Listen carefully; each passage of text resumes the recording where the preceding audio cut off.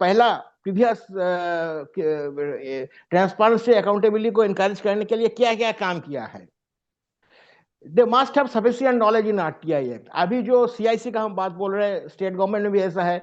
मैं दावा के साथ कह सकता हूं इन लोग का सफिशिएंट नॉलेज नहीं है आरटीआई एक्ट में। जितना भी डिग्री रहे वो अलग बात है, डिग्री अलग चीज है।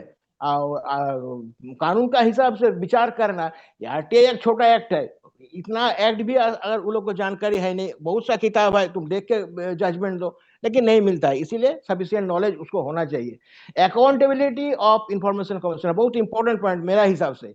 इंफॉर्मेशन कमिश्नर नौकरी करता है, इसको पगार मिलता है, हम लोग का टैक्स का पैसा जाता है, इसको जवाबदेही क्यों नहीं रहेगा, अकाउंटेबिलिटी क्यों नहीं रहेगा। जो हाईकोर्ट का जज का ऑर्डर का अगेंस्ट में अपील कर सकते हैं, यहाँ अपील नहीं होगा। एसआईसी सीआईसी ऑर्डर दे दिया, हमको रीट फाइल करना होगा। मतलब रीट तो मतलब अनबिटल कॉन्स्टिट्यूशनल राइट, वो अलग बात है, लेकिन इसका कोई जवाबदेही नहीं बनता है। वो जानता है 3 साल के लिए हम आया है, हम कुछ भी ऑर्डर दे दे, हमको हमसे कोई सवाल कभी नहीं पूछा जाएगा, ना कोई पेनल्टी इम्पोज किया जाएगा मेरा ऊपर।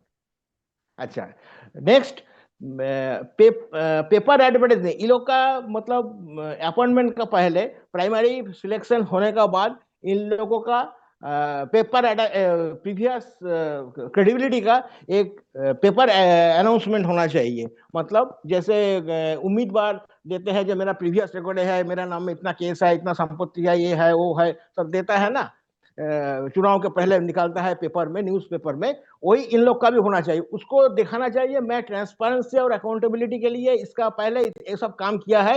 ये सब काम करने का बाद और इसमें पब्लिक को भी कंप्लेंट लॉन्च करने का मौका देना चाहिए, मतलब पब्लिक भी अपना बात रखे। क्या के लिए इतना पैसा सैलरी देंगे, 2.5 लाख रुपया, 2 लाख रुपया, 2.5 लाख रुपया सैलरी देंगे, बंगला देंगे, गाड़ी देंगे, सब कुछ देंगे हम लोग का टैक्स पैसा से, तो हम लोग क्वालिफाइड आदमी को लाएंगे, कॉम्पिटेंट आदमी को लाएंगे, इस आलतू फालतू लाके बैठाएंगे क्यों।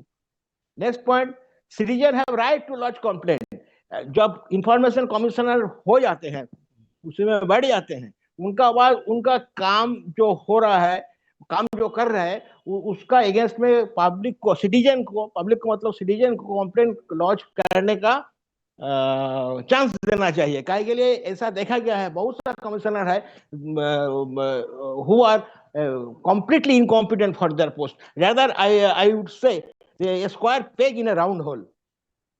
के लिए अभी सिटीजन को ये है, कंप्लेन हम कर सकते हैं, लेकिन वो कंप्लेन हम जहां भी करें, गवर्नर तक और प्रेसिडेंट तक, और उसका कोई फायदा नहीं होगा। तो फालतू का पैसा खर्च करके हमारा हिसाब से कोई फायदा नहीं है। पोटेंशियल इफेक्ट होना चाहिए, पोटेंशियल इफेक्ट के बिना कुछ नहीं होगा। ये कमिश्नर जो लोग होता है, ये लोग 3 साल के लिए मतलब दार्जिलिंग में घूमने आते हैं, शिमला में घूमने आते हैं, कुछ नहीं, कुछ भी करो हमको जवाबदेही नहीं है, कोई हमको कुछ नहीं पूछेगा।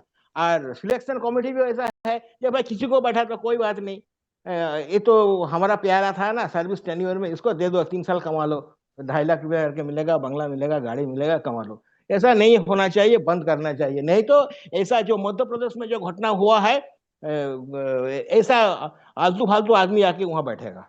और सबसे बड़ी दुख की बात है, लास्ट पॉइंट मेरा, चलिए चलिए चलिए, लास्ट ठीक है एक जी, से, हाँ एक सेकंड बंद कर देते हैं। जे जी जी। यहाँ कोई गार्जियन नहीं है।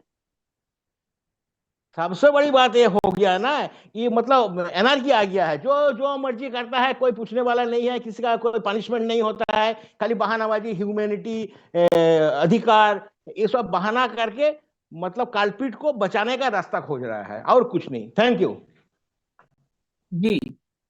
तो आशीष